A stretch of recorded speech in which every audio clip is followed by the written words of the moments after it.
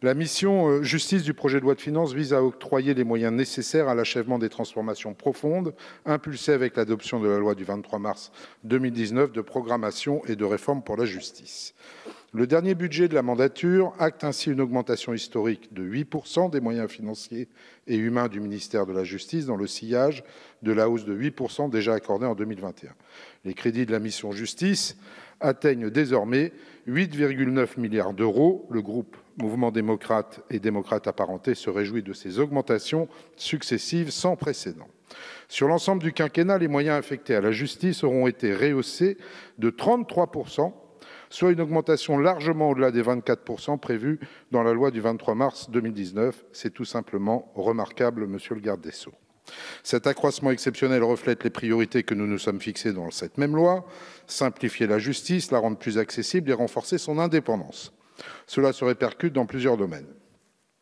Nous nous félicitons notamment de la création de 7 400 emplois sur 5 ans, avec l'arrivée de 720 personnels en 2022 dans les centres pénitentiaires, les juridictions, les structures de protection judiciaire de la jeunesse. Les programmes concernés visent également à augmenter la protection sociale des agents du ministère et à revaloriser leur engagement. À cet égard, les tragiques événements récemment survenus à la maison centrale de Condé-sur-Sarthe doivent nous interpeller. Ils montrent la dangerosité du métier des surveillants pénitentiaires. Je constate que vous envisagez de consacrer 22 millions au sein de votre enveloppe catégorielle à la revalorisation des personnels pénitentiaires. C'est une enveloppe qui devra s'accompagner de mesures visant à améliorer leur statut. De surcroît, les crédits alloués à la mission justice ambitionnent de consolider la justice de proximité sous des délais aussi restreints que possible. C'est un point essentiel pour rapprocher la justice de nos concitoyens, alors même que celle-ci est rendue en leur nom. Ainsi, d'une part, le budget dédié à l'aide juridictionnelle est accru de 15%. D'autre part, l'aide aux victimes connaîtra une hausse de 25% de ses crédits, avec des initiatives comme le déploiement de 3 000 téléphones grave danger ou de 2 000 points de justice sur tout le territoire. Le budget 2022 comporte par ailleurs 205 millions d'investissements informatiques, ma collègue Laetitia Avla l'a rappelé, lesquels se destinent à l'accélération de la transformation numérique de la justice judiciaire, la dématérialisation des procédures et la création de 30 emplois au sein du secrétariat général du ministère. Cette modernisation ne s'effectuera cependant pas aux dépens des moyens physiques de la justice, puisqu'un vaste plan de programmation immobilière judiciaire et de rénovation de nos palais de justice est prévu en parallèle. Nous nous réjouissons également des moyens affectés à la mise en œuvre du nouveau code de justice pénale des mineurs. La protection judiciaire de la jeunesse verra ainsi augmenter ses moyens de 45 millions. Au-delà des chiffres, il s'agit là encore d'un signal riche de sens pour notre société. C'est le futur de nos enfants et adolescents, souvent en situation de détresse ou de souffrance, qui pourrait changer. Enfin, l'augmentation de 7,4% du budget pénitentiaire sera affectée à la modernisation des peines et du système carcéral, au soutien des dispositifs de la loi du 23 mars 2019.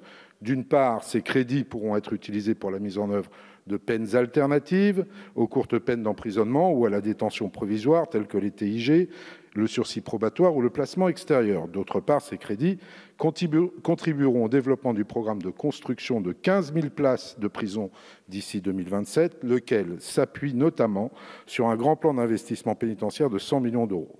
Je veux d'ailleurs vous assurer de mon plein soutien, monsieur le garde des Sceaux, pour le projet de centre pénitentiaire que vous portez à côté de chez moi à Magnanville, non seulement car il permettra par ses retombées économiques de redynamiser ce territoire, mais aussi parce que notre responsabilité nous impose de la cohérence entre nos discours nationaux et nos actions locales. Appeler à la construction de milliers de places de prison, mais empêcher tout projet sur son territoire, comme certains s'y emploient, relève d'une duplicité qui n'honore pas les élus qui s'y adonnent.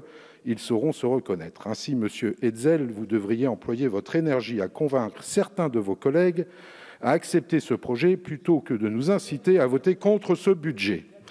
Le groupe Mouvement démocrate et démocrate apparentés apporte tout son soutien à l'ensemble de ces actions.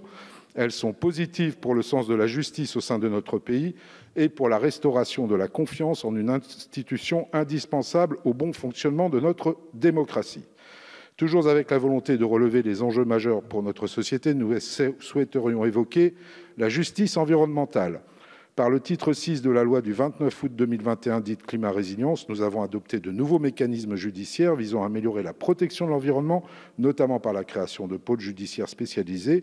Toute notre attention doit être désormais placée sur les mesures adoptées pour accompagner ces pôles et leur fournir les moyens nécessaires pour le bon accomplissement de leur mission. Je vous remercie.